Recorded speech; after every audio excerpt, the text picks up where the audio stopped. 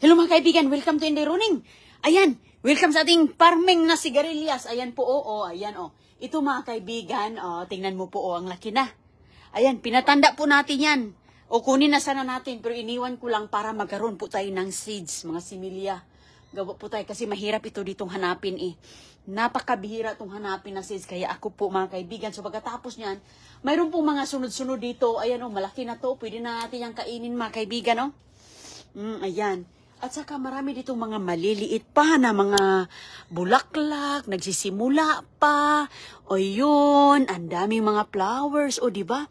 So yan lang talaga ang kagandahan mga kaibigan sa ating sigarilyas dahil kahit paano, matagal man siyang mamunga, abutin man ng mga 3 buwan, no? Pero sulit dahil ang dami na namang mga bulaklak, Okay, yan nagsisimula na siya, So ngayon, doon tayo sa kabila. Kasi kahit saan lang po siyang pumupunta, makatikim na talaga si Inday Running. So manguha tayo mga kaibigan dahil lahat po ito. Lahat ito mga kaibigan, yung dahon niya, yung bulaklak niya, yung kanyang bunga, idibol po yan lahat ng parte ng sigarilyas. Pwede mo po siyang gawing salad, lalo na yung mga udlot. Kukuha tayo ng udlot dito. Ito mga maliliit na ganito. At kukuha tayo ng bulaklak mga kaibigan, kakainin natin. Ayan. Ito po sila, ginagawa po itong insalada. Oops. Kuha tayo ng dahon na bata pa yan. Ayan, ini-insalada to. Ayan. Ang dahon niya is manamis-tamis na parang litos. Ayan. At saka yung dahon, ang kato mga kaibigan, ginalagay dito sa insalada. Sinasalad din nila to. Malinis to, walang spray, wala everything. Ayan, kaso lang, hindi natin kukunin lahat, no? Kay paano man natin as long as walang gumagapang, malinis yan. Okay, so ngayon, doon tayo sa ibabaw po. Okay, yun po, iniinsalada. Lahat idibol, iniinsalada ang dahon, niluluto ang dahon, parang alugbati, nilagay sa lauoy, bulaklak, bunga, okay? Yung bunga niya, maliliit pa. So, kuha tayo ng bunga na ating, sana, ayan malaki-laki lang. Ayan, tika lang. Kuma talaga ako dito ng hagdan. Kuma ako ng hagdan dito mga kaibigan. Dahil ang susunod nating, ayun pala masigit kasi dito kasi nagtanim kasi ako dito mga kaibigan ng bagong alugbati po. Excited talaga ako. Pwede na, manguha na ako kaya para makatikim ako Lagi, tagal ko na itong ninanam-nam-nam. Kunin na lang natin to kahit maliit pa siya. Matagal ko na itong ninanam-nam na mga kaibigan. Okay, manguha tayo doon. Ayan. Diba kay para makatikim na si Inday Running. Lutuin natin. Okay, kahit kainin na ngayon. Ayan ayan. Kuha na tayo dito. So ito po'y malinis naman to. Wala naman itong mga mga hayop dito, no? Maliit pa siya, ayan. Kahit ganito, pwede mo na po siyang i-insalada. Ayan, wala namang mga gumagapang. Wow. Ini-insalada po yan mga kaibigan. Sigarilyas, nakatikim na talaga ako. Fresh from the farm. Walang hugas-hugas, lagi namang umuulan, walang problema. Ayan, ang harap niya. Lalo na pagtanim mo, manamis-tamis. Hindi po matapang. Kahit nga ito, paborito ko nito mga kaibigan is gagawing ginataan. Kuha pa ako. Napaka-nutritious. Ang sigarilyas natin. Ayan, wala. Nagtatago na.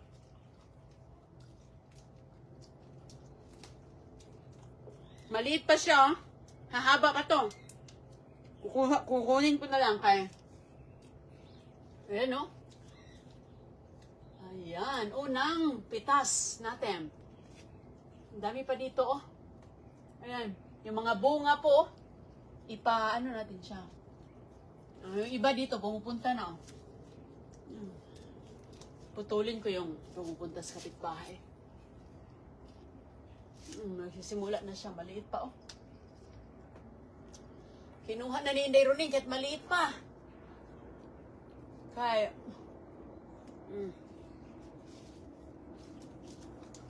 ayan. Libre na talaga ulam basta magtanim. Alam nyo mga kaibigan, matagal nang hinihintay kong magbunga to. Ang tagal kong hinihintay nang magbunga talaga to. Dahil ito ay mahirap hanapin. Pero sige lang, kahit maliit pa siya, kinukuha ko na, hahaba pa to eh. Okay, so.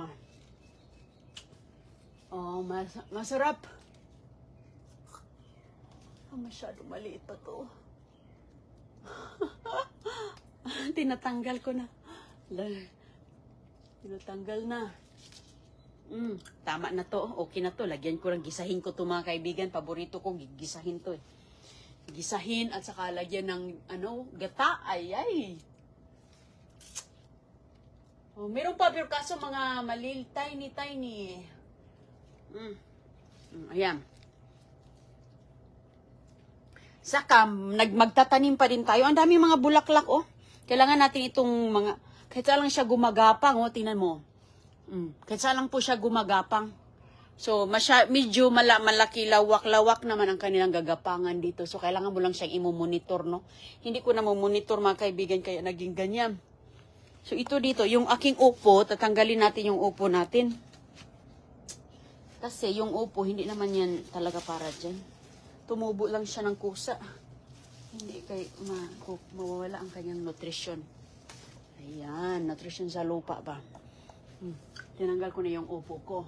So ngayon, aakyat tayo doon at makakuha na po ako. Ayan, gigisahin ko to kahit konti or lagyan natin ng, lagay ko muna to dito. Ayan, dyan muna. Akyat muna tayo. Kaya para ma-monitor din natin sa ibabaw. Ayan, dito na ako sa kinatuktukan, no? So kapag mayroon ka talagang tanim, magsipag ka lang mga kaibigan, magtanim-tanim sa paligid, no? Ay, talagang magkakaano ka na sa gusto mo. Oh, ayan. Makain mo na to yung gusto mo. Ayan, oh, sus ko, grabe dito, ang daming bulaklak dito, oh. Ano to? Hala mga kaibigan, yung alugbati ni Inday Roning. Yung alugbati ni Inday Roning mga kaibigan, andito. Umakyat talaga, grabe kahaba na. Uy, alugbati na, anong nangyari? Alugbati na ito, napunta man dito. Disturbo lang to eh. Hala. Ayan oh. Alugbati na to ba? Ihilahin ko yun oh, ang daming mga bulaklak oh, kasi simula lang po niya. Sus mga kaibigan, parang 4 na buwan ang hinihintay ko nito. O ayan o, ang dami dito o, kapag mag-successful yan lahat o. Ang daming mga bulaklak. Grabe ka daming bulaklak o. Ayan o, nakikita mo po o. So ngayon na nga o, nakakuha na nga ako ng medyo, ano na yan, pag isang serving na o. Ayan o, ayan o. Wow, praise the Lord. Salamat. Hala ka. Wow. Ayan. O, ayan dito mga kaibigan, kailangan mo din titingnan dito kay. Ayan oh, may mga bunga pala dito oh. Hala, may mga bunga dito ay.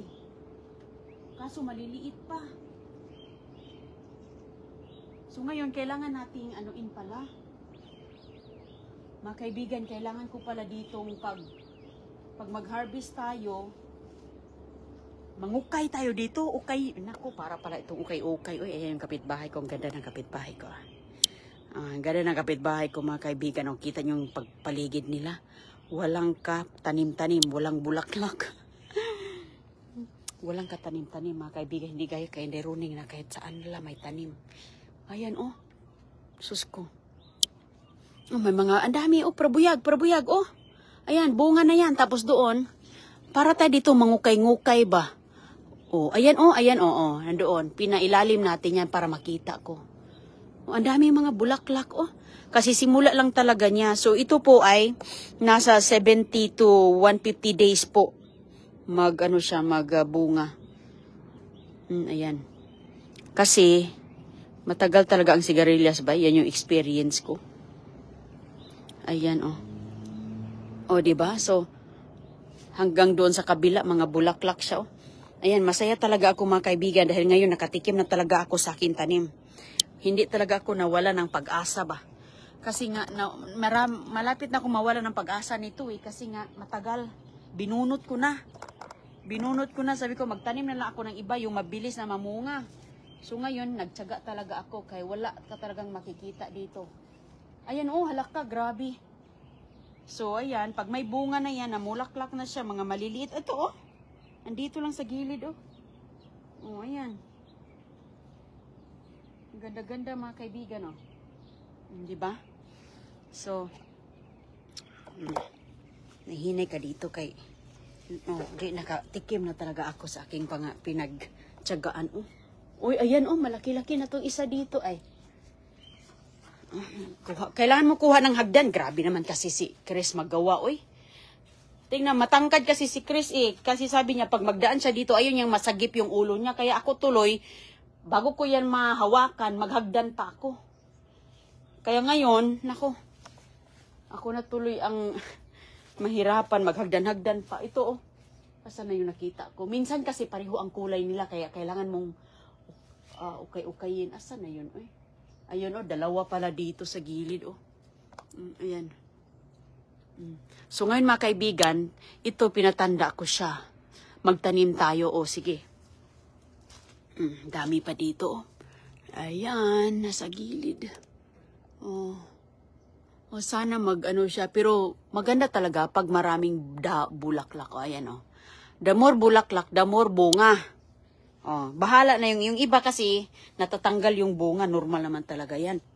So, okay, pasok na tayo. Iwan ko lang yung hagdan ko dito. Iusin lang natin tong hagdan natin. Dito ko lang ito ilalagay kasi masarap ang ano po, kahit nga pakuluan mo lang yan o kahit lagyan mo lang ng suka, okay na. Very simple. Hindi naman natin kailangan ng mga sosyal na mga recipe, oy. Basta organic. Oh, ayan, oh. Ang papaya ko mga kaibigan, oh, tingnan mo, haba na siya, oh. Oh, ang bunga niya, dito yung bunga niya. Oh, hindi ko man yan tinatanim na tumubo lang yan dyan. Hinayaan ko lang, namunga rin.